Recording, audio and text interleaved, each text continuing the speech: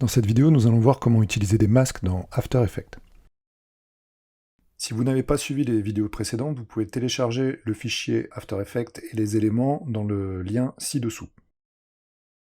Comme son nom l'indique, un masque permet de ne montrer qu'une seule partie d'une image, d'une vidéo ou d'un élément vectoriel. Le masque sera toujours attaché au calque sur lequel on va le dessiner, et on peut dessiner plusieurs masques sur un même calque. Pour l'exemple, on va commencer par s'intéresser à cette lettre que je n'avais pas trouvée dans les glyphes et que j'ai dû remplacer par un A. Donc si je la fais apparaître, voilà, on va voir que cette lettre a une barre transversale et je vais pouvoir masquer cette barre transversale en dessinant un masque sur le calque texte correspondant. Je vais déjà commencer par sélectionner le calque qui m'intéresse et chercher mon outil plume et ensuite dessiner un masque par-dessus. Pour être sûr qu'on va bien dessiner un masque, il faut que la petite option qui est ici soit sélectionnée. On le voit aussi avec le petit sigle qui est à côté de la plume, puisque ce sigle correspond au sigle du masque. Donc si je trace une forme,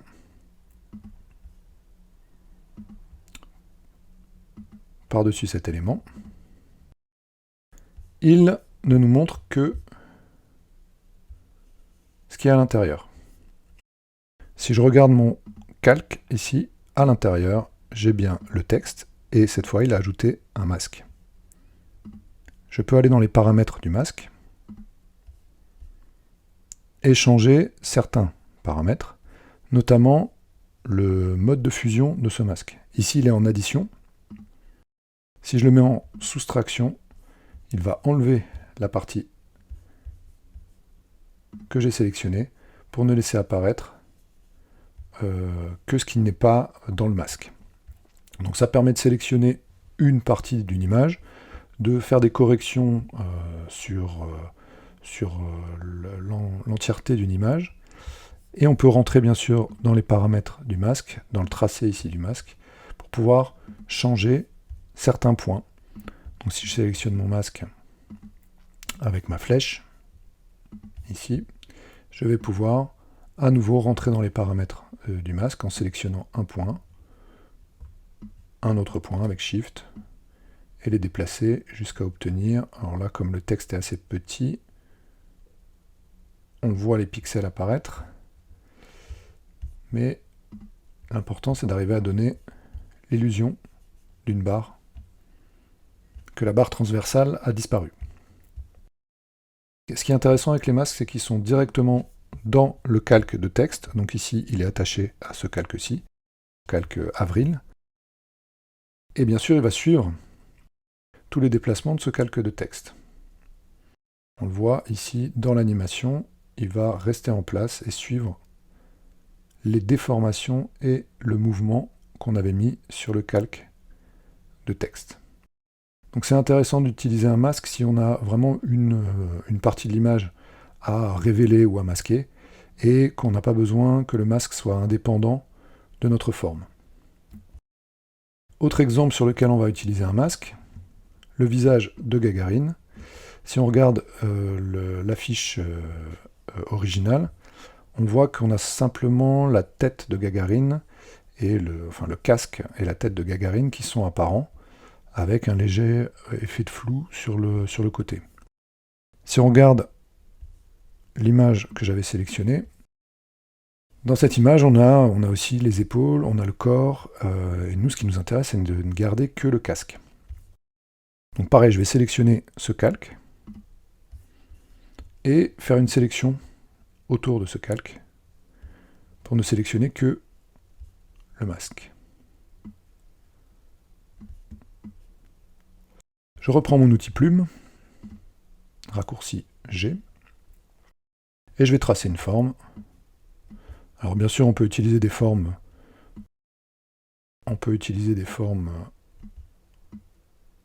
géométriques.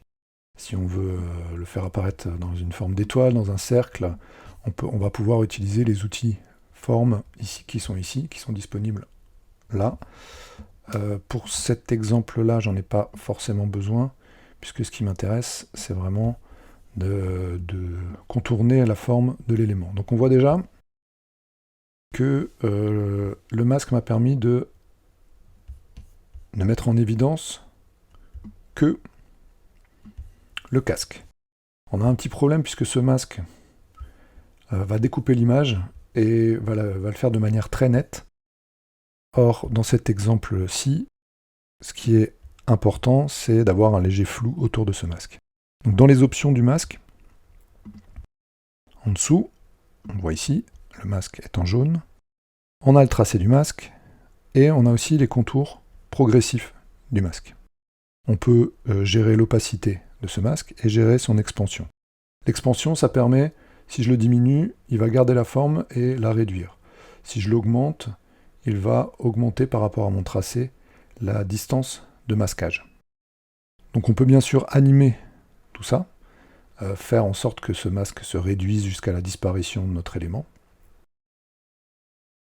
Pour l'instant, l'expansion du masque, je vais la laisser à 0. On y reviendra peut-être par la suite.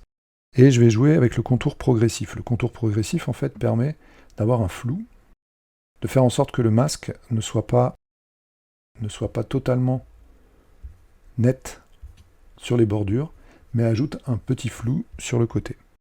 Donc on va augmenter ça à, je sais pas, 70 pixels. Et vous voyez qu'avec ce flou, il va dépasser de la limite. D'où l'intérêt d'utiliser l'expansion du masque et de la réduire pour ne garder que ce qui nous intéresse. Je vais dézoomer un petit peu. Voilà. Et donc on voit que le casque, les bordures du casque disparaissent. Si je le compare à mon élément original, on a quelque chose d'un peu plus ressemblant déjà par rapport à notre élément. Bien sûr, on peut revenir dans le tracé du masque, on peut l'adapter pour que ces contours épousent encore mieux les contours de notre casque. Et tout ça peut aussi être animable, puisque vous voyez que le tracé du masque, on a un petit chronomètre, donc on va pouvoir mettre des clés d'animation au besoin pour les animer. Dans notre exemple, on n'en a pas vraiment besoin, mais c'est une possibilité d'avoir un masque qui va changer de forme sur un solide, sur une image, sur une vidéo ou sur un texte. Donc pour notre exemple, c'est pas trop mal. Je vais juste vérifier. Voilà. On ne voit pas la partie basse du casque, donc je vais peut-être remonter un peu tout ça pour ne garder que le contour. Et avoir donc, ce contour un peu flouté pour le masque. Si le flou est trop important, on peut encore le diminuer. Donc là, je peux, avec l'incrément clavier, baisser un peu ma zone de flou, histoire d'avoir quelque chose d'un peu plus proche de l'original. Et bien sûr, ce masque va suivre les déplacements et donc ne va montrer que ce qu'on a choisi de montrer dans l'image. Faisons une petite prévisualisation de l'animation pour voir un peu le résultat. On va afficher les calques masqués. Voilà. Et on va lancer cette animation. Donc si on regarde l'animation, à l'endroit où on a mis des masques, ces masques sont encore actifs et vont suivre les calques sur lesquels ils ont été placés. Voilà, jusqu'à la disparition. On remarque qu'on a encore un endroit où on a des calques qui sont superposés. Pour ça, on ne va pas utiliser des masques, mais on va utiliser la technique des caches, ce qu'on va voir dans la vidéo suivante.